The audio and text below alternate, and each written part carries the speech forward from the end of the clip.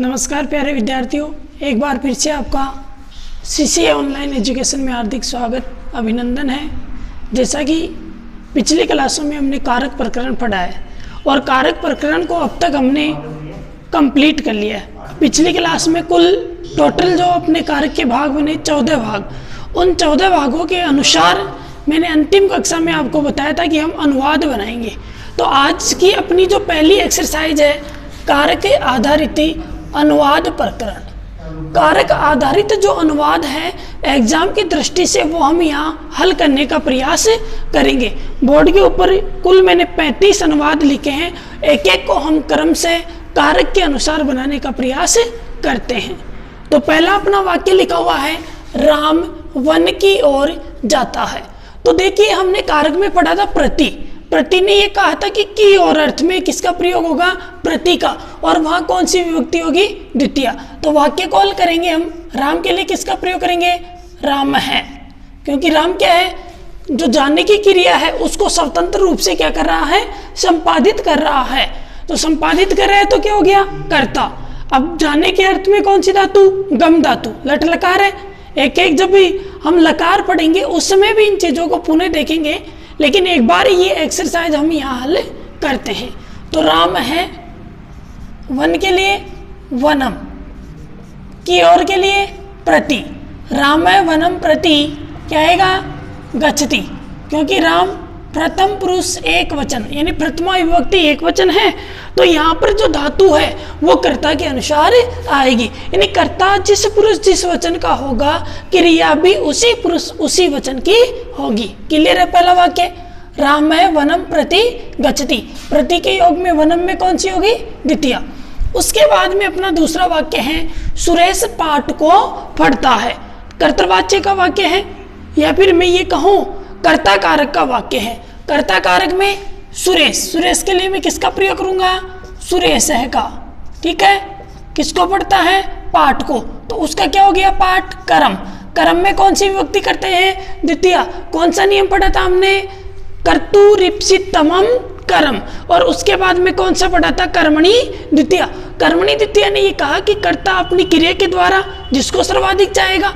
अब यहाँ सुरेश किसको चाह रहा है, सर्वाधिक, पाठ को, तो पाठ में कौन सी विभक्ति हो गई, द्वितीय। क्लियर है, तो द्वितीय हुई, तो यहाँ पढ़ने अर्थ की धातु है, तो क्या आएगा, पठति। सुरेश है पाठम पठति।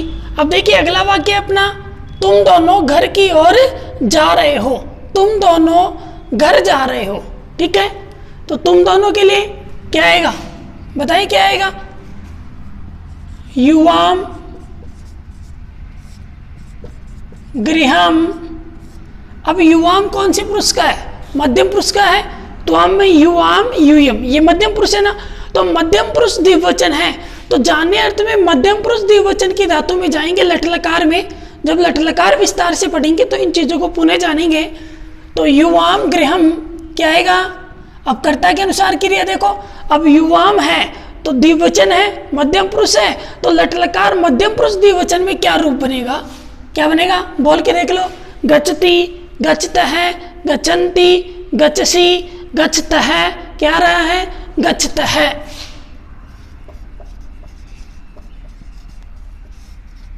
ठीक है। उसके बाद में अगला वाक्य है, विद्यालय के दोनों ओर वृक्ष है। अब के दोनों ओर क्या है, वृक्ष है। तो दोनों ओर के लिए हमने नियम पढ़ा था, अभितः, परितः, समया, निक्षा, हा, प्रति, योगे, अपि, इनके योग में कौन सी विभक्ति, द्वितीय। तो यहाँ दोनों ओर के लिए किसका प्रयोग हुआ है, अभितः का, तो अभितः के योग में कौन सी विभक्ति होगी, द्वितीय। बनाओ वाक्य, किसमें होगी, विद्यालय में, तो इसमें विद्यालय में द्वितीय करो, क्या बन जाएगा, विद्यालयम, ठीक है। नियम था अपना अभितः वाला, अभितः है, ठीक है। विद्यालयम अभितः वृक्ष है। अब ये वृक्ष है, बहुवचन नहीं यहाँ, ठीक है। तो वृक्ष के लिए किसका प्रयोग करूं, वृक्षहा, क्या आएगा, वृक्षहा, वृक्ष है, वृक्षौ, वृक्षहा। आगे अस्ति, स्तः, सन्ति, ठीक है। विद्यालयम अभितः वृक्षः सन्ति।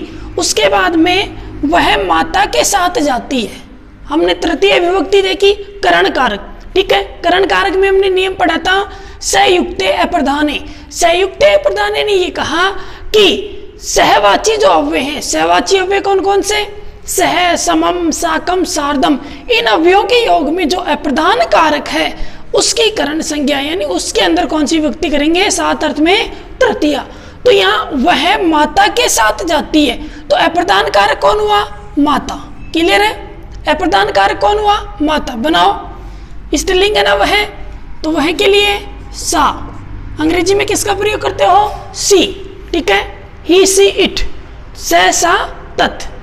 तो वह अब माता के साथ जाती है। तो मात्र शब्द में मैंने कहा था पिछली क्लास में कि शब्द रूप आपको याद करने। पिछला जब कार्य कंप्लीट हुआ था उस समय भी आपको कहा था कि शब्द रूप याद करें, ज्यादा से ज्यादा धातु रूप याद करें। तो माता के लिए क्या आएगा, बनाओ, क्या आएगा, मात्रा, ठीक है।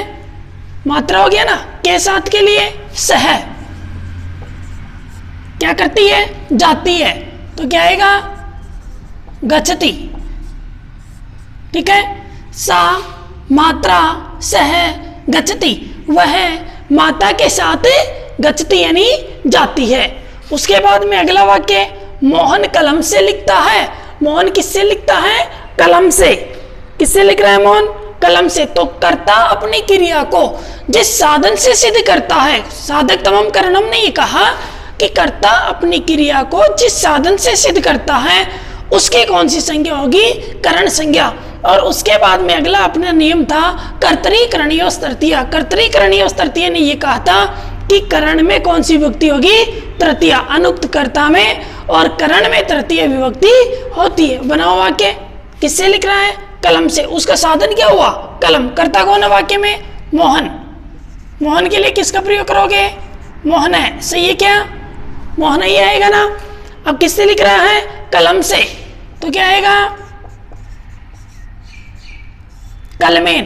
तृतीय कर दी, क्या करता है, लिखता है। लिखने अर्थ में कौन सी धातु, लिख धातु, ठीक है। मोहन है कलमेन लिखती, मोहन कलम से लिखता है। शीला, अगला वाक्य है, शीला मोहन के साथ विद्यालय जाती है। वाक्य बनाए। शीला कौन है, स्त्रीलिंग है ना,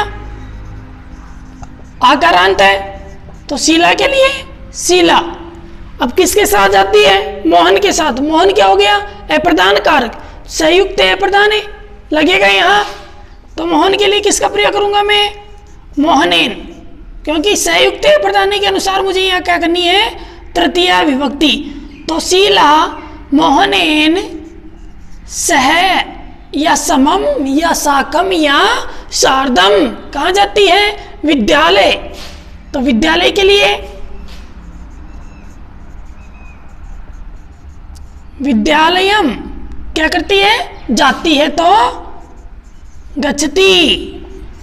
और यदि पढ़ती है तो पढ़ती, लिखती है तो लिखती, खेलती है तो कीड़ती। क्लियर है। उसके बाद में राम पैर से लंगड़ा है। इसके लिए हमने नियम पढ़ा था, ये नांग विकार है।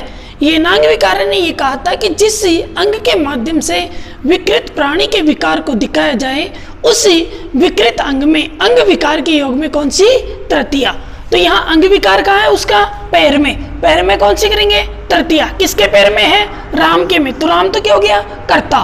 तो राम के लिए लिखेंगे हम, क्या लिखेंगे, राम है। किससे लंगड़ा है, पैर से। तो पैर के लिए तृतीया कर दिया। और तृतीया की तो क्या रूपना, पादेन। लंगड़ा के लिए खंज है।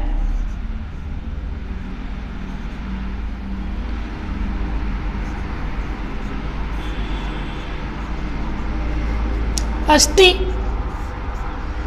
राम है, पादेन खंज है, अस्ति। राम पैर से क्या है, लंगड़ा है। मैं कह दूं सुरेश हाथ से टूट लूला है, तो सुरेश है हस्तेन लुंज है, वो क्या है, लूला है। उसके बाद में हमने अगला नियम पढ़ा था, इतंभूत लक्षणे। इतंभूत लक्षणे ने ये कहा था कि वह इस प्रकार का है, या किसी अभिज्ञान चिन्ह से किसी की पहचान हो तो उस चिन्ह के अंदर कौन सी होगी, तृतीया। तो यहाँ राकेश चोटी से क्या प्रतीत हो रहा है, पंडित। क्या प्रतीत हो रहा है, पंडित। तो वाक्य बनाएंगे, राकेश है शिकया पंडित है प्रतीयते। राकेश है शिकया पंडित है प्रतीयते। राकेश शिका से क्या प्रतीत होता है? पंडित प्रतीत होता है। चोटी से वो क्या प्रतीत होता है? पंडित प्रतीत होता है। उसके बाद में अगला वाक्य है प्रदीप पुस्तक के बिना ही पढ़ता है। द्वितीय विभक्ति में पीछे जाएंगे हम एक बार, वहां हमने पढ़ा था अंतरा अंतरेण युक्ति। वहां बताया था कि अंतरा और अंतरेण के योग में द्वितीय होती, अंतरेणी बीच में और अंतरेण यानी बिना। उसके अलावा भी हमने एक नियम और पढ़ा था प्रत्येक बिना नाना विस्तृतिया अन्यत्र श्याम, यानी वहां पर भी बिना के योग में कौन सी विभक्ति? 3 विभक्तियां, द्वितीय तृतीय और पंचमी। तो वाक्य हम एक बार इसको अंतरांतरेण से बनाते हैं। बनाओ, क्या बनेगा? बनाओ, क्या बनेगा? प्रदीप है, पुस्तक के लिए किसका प्रयोग करूं? पुस्तकम। कौन सी विभक्ति कर रहा हूं मैं यहां? द्वितीय। प्रदीप है पुस्तकम अंतरेण पठति। प्रदीप पुस्तक के बिना ही क्या करता है? पढ़ता है। और मैं यह कह दूं पुस्तकेन बिना पठति, कह सकता हूं ना, क्योंकि बिना के योग में भी कौन सी? द्वितीय तृतीय और पंचमी। मैं कह सकता हूं पुस्तकात बिना पठति, वाक्य सही रहेगा। ठीक है। उसके बाद में भामाशाह है प्रताप के लिए धन देता है। हमने चतुर्थी विभक्ति में पढ़ा था कि कर्ता दान आदि क्रिया के द्वारा, दान आदि जो कर्म है उसके द्वारा जिसको भी प्रसन्न करे उसकी कौन सी संज्ञा होगी? संप्रदान संज्ञा। तो यहाँ कौन कर रहा है किसको? भामाशाह जो है वो प्रताप को क्या कर रहा है? दान दे के प्रसन्न कर रहा है। तो यहाँ इसमें कौन सी हो जाएगी? चतुर्थी। वाक्य बनाओ।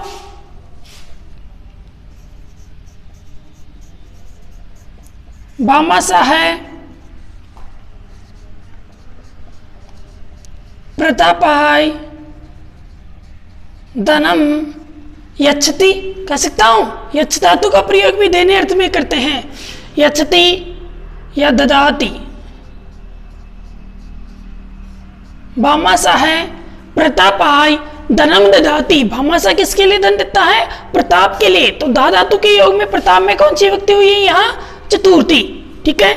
ऊंट को कांटे अच्छे लगते हैं। अगला वाक्य अपना, ऊंट को कांटे अच्छे लगते हैं। रुच धातु पढ़ी थी हमने, और रुच धातु में नियम पढ़ा था रुचि अर्थानाम प्रियमाण है, यानी रुचि अर्थ वाली धातुओं के प्रसंग में जो प्रियमाण है या जो अच्छा लगता है, जिसको भी अच्छा लगता है उसकी कौन सी संज्ञा होगी? संप्रदान। और वहां होके कौन सी विभक्ति हो जाएगी? चतुर्थी। क्लियर है? वाक्य बनाए। किसको अच्छे लग रहे हैं? ऊंट के लिए। तो ऊंट को अच्छे लग रहे हैं तो ऊंट के लिए किसका प्रयोग करेंगे? चतुर्थी का। चतुर्थी करेंगे तो यहाँ रूप क्या बनेगा? करमेल काय। वाक्य बनाया था वहां मैंने। कांटों के लिए कंट कहा। रुच धातु है रोचनते या स्वदंते। ऊंट को क्या अच्छे लगते हैं? कांटे अच्छे लगते हैं। तो करमेल काय कंट कहा रोचनते। रुच धातु के योग में कौन सी विभक्ति हुई यहाँ? चतुर्थी। क्लियर है? यदि आपने कारक प्रकरण को अच्छे से पढ़ा है, समझा है, उसको अपनी नोटबुक में लिखा है, तो मैं ये मानता हूं कि ये वाक्य आप भी मेरे साथ साथ आसानी से हल कर रहे हो। ठीक है। सभी वाक्यों के लिए निवेदन यही है कि आप वीडियो को अंत तक जरूर देखें। अगला वाक्य है मुझे पढ़ना अच्छा लगता है। तो मुझे के लिए किसका प्रयोग करूंगा? अब अच्छा लगता है, देखिए पहले यहाँ देखिए वाक्य क्या कह रहा है? अच्छा लगता है। रुच धातु आ गई ना, तो रुच धातु के अनुसार यहाँ कौन सी विभक्ति करेंगे? चतुर्थी। तो अस्मद शब्द में जाओगे तो वहां रूप क्या बनेगा? मह्यम पठनम रोचते। मह्यम पठनम रोचते। बहुत अच्छा वाक्य आया हुआ है RBSC बोर्ड में। तो मह्यम यानी मुझे क्या अच्छा लगता है? पढ़ना अच्छा लगता है। तो रुच धातु का प्रसंग है यहाँ, और जैसे ही यहाँ रुच धातु दिखाई दी कौन सी विभक्ति हो गई? चतुर्थी। उसके बाद में अगला वाक्य है हरि को नमस्कार। इसके लिए हमने नियम पढ़ा था, नमः, स्वस्ति, स्वाहा, स्वधा, अलम, वसट, योगाच पढ़ा था ना। उस नियम ने ये कहा था कि नमः, स्वस्ति, स्वाहा, स्वधा और अलम, इन पदों के योग में कौन सी युक्ति होती है? चतुर्थी। तो वाक्य बनाएंगे उसके अनुसार। हरि को नमस्कार, तो क्या बनेगा? हरिये नमः, हरिये नमः। मैं कह दूं गुरु को नमस्कार, तो क्या बन जाएगा? गुरुवे नमः। मैं कह दूं गणेश जी को नमस्कार, तो श्री गणेशाय नमः। मैं कह दूं माँ सरस्वती को नमस्कार, तो सरस्वती नमः। हनुमान जी को नमस्कार, हनुमते नमः। क्लियर है ना? नमः के योग में कौन सी व्यक्ति? चतुर्थी। नमः, स्वस्ति, स्वाहा, स्वधा, वो वाला नियम। ठीक है। इसके अलावा हमने इसके अपवाद में भी एक नियम पढ़ा था कि जब नमः के साथ क्या हो? क्रिया हो, तो वहां पर कर्ता के द्वारा जो इच्छित कारक है उसकी कौन सी संज्ञा हो जाएगी? कर्म संज्ञा। और उसको इच्छित कारक मान के कौन सी युक्ति कर देंगे? द्वितीया। ठीक है। उसके बाद में पेड़ से पत्ते गिरते हैं। पेड़ से क्या गिरते हैं? पत्ते। अब पत्ते जो है वो पेड़ से क्या हो रहे हैं? अलग हो रहे हैं। तो अलग होने अर्थ में कौन सी युक्ति होगी यहाँ? पंचमी। क्लियर है ना? कौन सी होगी? पंचमी। इसके लिए हमने नियम कौन सा पढ़ा था? ध्रुवम पाए अपादानम। ध्रुवम पाए अपादानम ने ये कहा था कि किसी स्थिर ध्रुव से कोई चीज अलग हो, दूर हो या पृथक हो, तो वह क्या कहलाएगा? अपाय। अलग होना जो है वो क्या कहलाएगा? अपादान। और जैसे ही वो अपादान कहलाएगा, अपादान पंचमी वहां बैठा था, उसने कहा कि मैं यहाँ कौन सी युक्ति कर दूंगा? पंचमी। वाक्य को बनाए। पेड़ से पत्ते गिरते हैं, क्या बनेगा? वृक्षाति पत्ते, बहुवचन का प्रयोग है यहां। पत्राणि पतंती। वृक्षाति पत्राणि पतंती, पेड़ से पत्ते गिरते हैं। पेड़ से पत्ते क्या हो गए? अलग। ठीक है। मैं एक ही पत्ते की बात कर दूं कि पेड़ से पत्ता गिरता है, तो वृक्षात पत्रम पतती। उसके बाद में वह चोर से डरती है। वह चोर से डरती है। इसके लिए हमने नियम पढ़ा था, भीतर अर्थानाम भय हेतु। भीतर अर्थानाम भय हेतु ने यह कहा था कि भय अर्थक और त्राण अर्थक धातुओं के प्रसंग में जो भी भय का हेतु है, जो भी डर का कारण है, उसकी कौन सी संज्ञा होगी? अपादान संज्ञा। और वहां कौन सी विभक्ति हो जाएगी? पंचमी। वाक्य बनाओ। वह स्त्रीलिंग है ना, तो वह के लिए सा किसका प्रयोग करूंगा? सा। किससे डरती है? चोर से। तो क्या बनेगा? चौरात। क्या करती है? डरती है। भय अर्थक धातु है ना, विवेति। वह चोर से डरती है, तो भय अर्थक धातु के प्रसंग में यहाँ कौन सी व्यक्ति हुई? पंचमी। क्लियर है? ठीक है। उसके बाद में अगला अपना वाक्य है 17 पे, वह बालिका आचार्य से पढ़ती है। तो इसके लिए हमने नियम पढ़ा था आख्यातोपयोगी। आख्यातोपयोगी ने यह कहा था कि आख्याता, व्याख्याता, गुरु, शिक्षक, आचार्य, इनसे यदि नियम पूर्वक विद्या ग्रहण की जाए तो इनके अंदर कौन सी विभक्ति होगी? पंचमी। तो वह बालिका किससे? आचार्य से क्या करती है? पढ़ती है। वाक्य बनाओ। सा बालिका के लिए, बालिका किससे? आचार्य से। कौन सी करूं? पंचमी। कौन से नियम के द्वारा? आख्यातोपयोगी के द्वारा। सा बालिका आचार्यात पठती। वह बालिका आचार्य से क्या करती है? पढ़ती है। उसके बाद में अगला वाक्य अपना सुरेश माता से चिपता है। ठीक है। सुरेश क्या होता है? माता से चिपता है। इसके लिए हमने नियम पढ़ा था, अंतर्धौ ये नाम दर्शनम इच्छति। अंतर्धौ ये नाम दर्शनम इच्छति ने ये कहा था कि अंतर्ध्यान या व्यवधान की क्रिया में नी उपसर्ग पूर्वक ली धातु के प्रसंग में जिससे भी छिपा जाए, जिससे भी हम लुकना चाहिए, अपनी भाषा में कहते हैं ना लुको, कि भाई बहुत कजोड़ छो पापा आयो कर खेत में सु काम करे और कजोड़ो काम कौन करे पूरो। अब कजोड़ो काम नहीं करियो तो वो ये देखियो कि भाई पापो अब तो ठोक सी, अब पापो ठोक सी तो कजोड़े जार काई गो लुक गो। तो यही सुरेशो काई कर दियो, मम्मी आई खेत में सु काम कर रही, बेचारी परेशान हो रही, और मम्मी है कि जी बेटा पानी ले रहा जे। अब सुरेशो काई करे पानी कौन लेगो मम्मी तानी। अब मम्मी आई सुरेश, मम्मी देख रहे लुक गो, तो यहां पर भी क्या हो रहा है, वो लुक रहा है, छिप रहा है। तो वाक्य बनाओ, सुरेश है, माता में कौन सी करेंगे अब, पंचमी, तो मातुहु नि उपसर्ग पूर्वक ली धातु यते। सुरेश किससे चिपता है, माता से, तो सुरेश है मातुहु निलीयते, सुरेश माता से चिपता है। क्लियर है। उसके बाद में देखिए, मोहन श्याम से पटु है, चालाक है। ठीक है, तो इसके लिए हमने तरफ पढ़ते पढ़ा था पंचमी में, और उस नियम ने यह कहा था कि जिससे भी चालाक विशेषता बताई जाए, जिससे भी उसकी विशेषता बताई जाए, उसमें कौन सी होगी, पंचमी। ठीक है, तो यहां कौन सा प्रत्यय का प्रयोग हुआ, तरफ प्रत्यय का। तो मोहन है,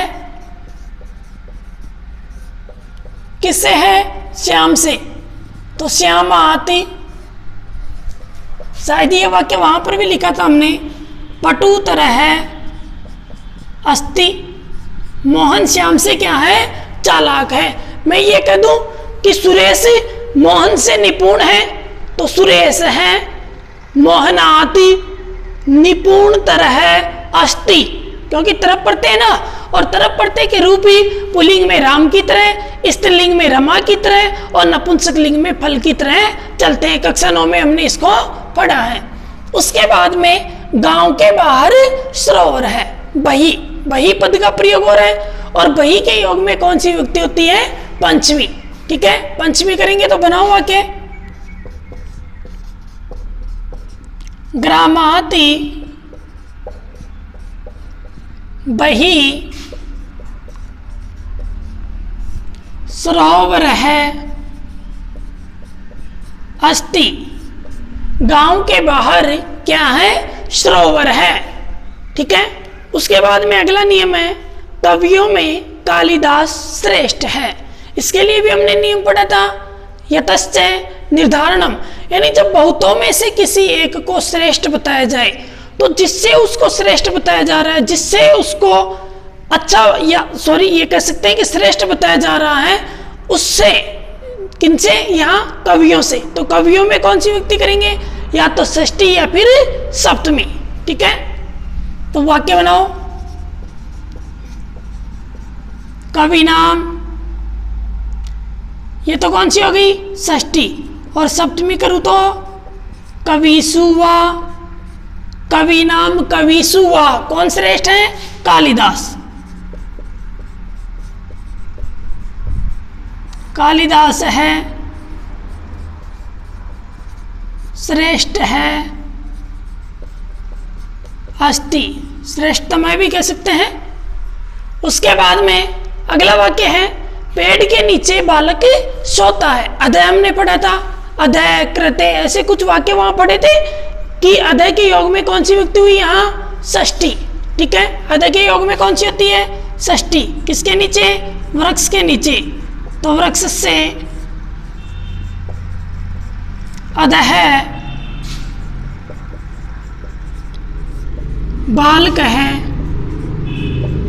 सेते, पेड़ के नीचे कौन सोता है, बालक सोता है। क्लियर है। उसके बाद में भवन के ऊपर पक्षी है, ऊपरी पढ़ा था हमने, ऊपरी के योग में कौन सी बताई, षष्ठी, और ऊपरी के योग में कौन सी बताई, द्वितीय। क्लियर है। इसका वाक्य बनाओ, भवन के ऊपर पक्षी है, तो भवन से ऊपरी खगाह संति, भवन के ऊपर क्या है, पक्षी है। क्लियर है। उसके बाद में वृक्ष पर पक्षी है। अब देखिए वहां तो भवन के ऊपर और यहाँ वृक्ष पर पक्षी है। वाक्य बनाओ, आप क्या बनेगा। अब वृक्ष क्या हो गया, पक्षी का आधार हो गया। वृक्ष क्या हो गया, आधार। तो आधारोधिकरणम के द्वारा कौन सी संज्ञा हुई, अधिकरण संज्ञा। और जैसे ही अधिकरण संज्ञा हुई, सप्तम में अधिकरण के द्वारा कौन सी विभक्ति होगी, सप्तमी। तो वृक्ष पर पक्षी है, बनाओ वृक्ष से, क्या बनेगा, वृक्ष से। अब पक्षी है, पक्षी बहुवचन है ना, खगहा, क्या आएगा, खगहा संति। वृक्षे खगाः सन्ति, वृक्ष पर क्या है, पक्षी हैं, ठीक है। उसके बाद में सुरेश माता के प्रति क्या है, साधु है, अच्छा है। इसके लिए हमने नियम पढ़ा था, साधु है असाधु प्रयोगे च, साधु है साधु प्रयोगे च ने ये कहा था कि साधु और असाधु के प्रयोग में जिसके प्रति भी साधु और असाधु का प्रयोग किया गया हो उसके अंदर कौन सी विभक्ति होगी, सप्तमी। क्लियर है, वाक्य बनाओ। सुरेश है किसके प्रति, माता के प्रति, मातृ साधु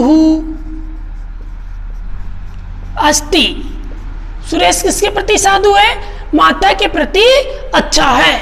उसके बाद में देखें वह मेरे साथ पढ़ता है, तो मेरे साथ सहवाची आ गया ना, संयुक्त है प्रधान तृतीय वाला नियम, तो वह के लिए सह, मेरे साथ के लिए मया, सह मया सह, या साकम भी कह सकते हैं, सार्धम भी कह सकते हैं, समम भी कह सकते हैं। सह मया साकम पठति,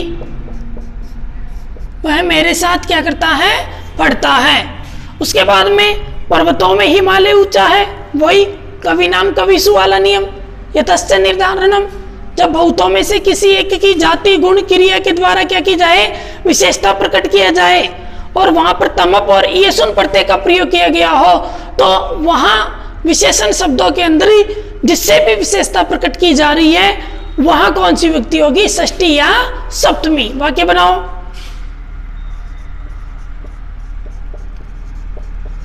पर्वतानाम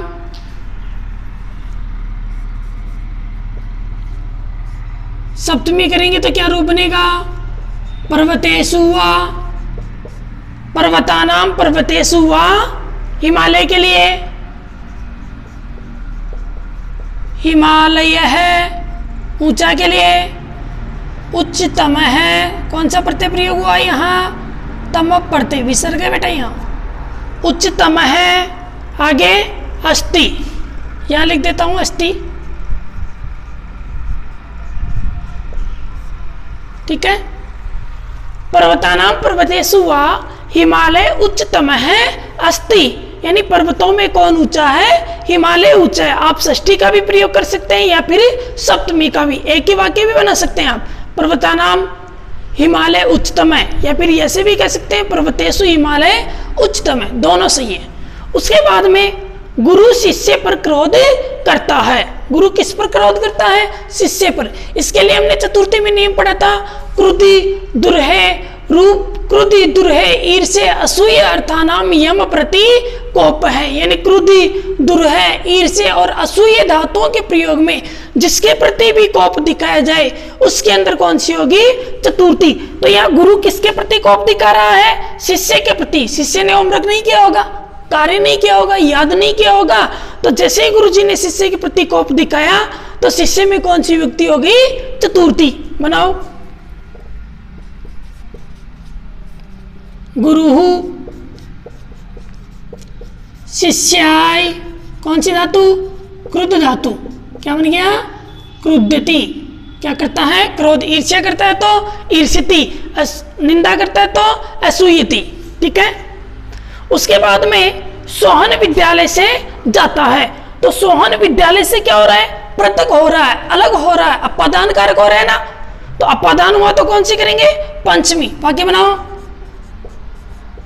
सोहन है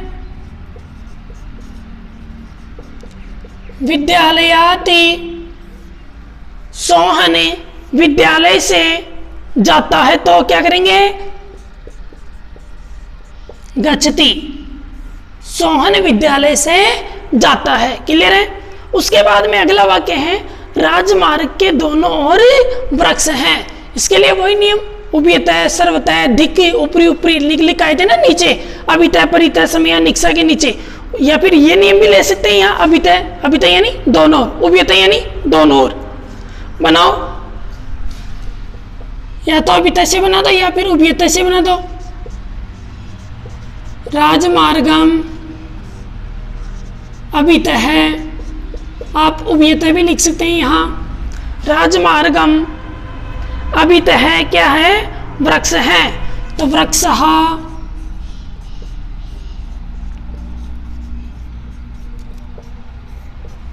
सन्ति। क्लियर है? राजमार्गम अभितः वृक्षः सन्ति। उसके बाद में अगला वाक्य देखिए अपना 32 पे, बालक उसको देखकर डरता है। बालक उसको देखकर डरता है। हम कहे कि बालक है तम दृष्ट्वा बिभेति, सही है क्या? तम का अर्थ होता है उसको, लेकिन यहाँ कौन सी धातु है? भय अर्थक। भीतरार्थानाम भय हेतु ये कहता है कि भय और त्राण अर्थक धातुओं का जहां प्रयोग होगा तो जिसके प्रति प्रयोग होगा, किसके प्रति हो रहा है? उसको देखकर। तो यहां कौन सी करूंगा? पंचमी। वाक्य बनाओ, बालक है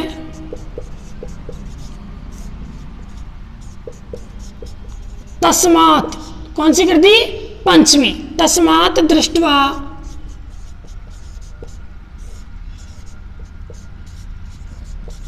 बिभेति। बालक है तस्मात् दृष्ट्वा बिभेति, बालक उसको देखकर डरता है। उसके बाद में अगला वाक्य है, मैं पत्री लिखता हूं। करता कौन है? मैं के लिए किसका प्रयोग करेंगे? अहम का। अभी जस्ट अगला जो पार्ट होगा इसका, उस समय हम सर्वनाम शब्दों की सहायता से एक एक लकार को हल करेंगे। ठीक है? मैं के लिए किसका प्रयोग करेंगे? अहम। कौन से पुरुष का है? अहम। उत्तम पुरुष एक वचन। क्या लिखता हूं? पत्र। तो मेरा क्रम क्या है? पत्र लिखना। पत्र में कौन सी हो जाएगी? द्वितीय। कर्तुरीप्सितमम हो गया ना, कर्तुरीप्सितमम कर्म।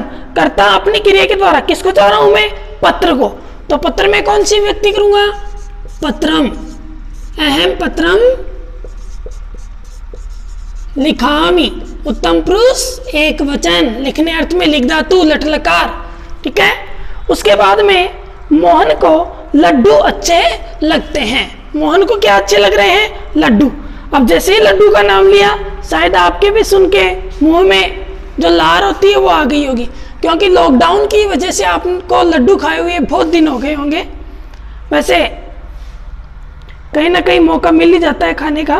तो मोहन को लड्डू अच्छे लगते हैं। वाक्य बनाएंगे, मोहन के लिए किसका प्रयोग करूंगा मैं? मोहन है, सॉरी मोहनाय, क्योंकि रुचि धातु का प्रयोग है ना यहाँ। मोहनाय, मोद कहा, मोद गानी भी कर सकता हूं ना। उबे दोनों लिंग है इसमें।